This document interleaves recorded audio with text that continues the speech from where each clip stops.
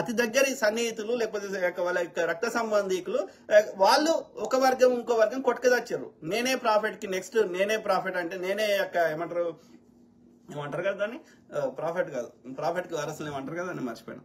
So ఆ యొక్క profit కి సంబంధించి మేమే అంటే మేమే అని కొట్లాడుకున్నారు రెండు వర్గాల వాళ్ళు. అయితే ఒక వర్గం వారిని ఆ ఎడారిలో పోతుంటే ఇంకో వర్గం వారు చంపేటోళ్ళు అన్నట్టు. ఈ చంపుతుంటే ఎన్ని రోజులు ఇట్లా చంపుతుంటే చూసుకుంటూ కూర్చుంటారు కానీ మనని చంపినని మళ్ళీ చంపాలన్నారు.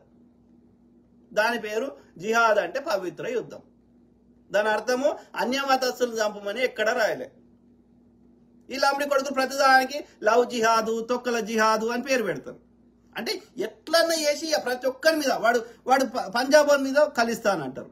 ఇది సమన్యాయం కోరుకునే కమ్యూనిటీ అంటే అందరం ఒకటే, ఈ దేశ సంపద అందరిది అని చెప్పేదే కమ్యూనిజం.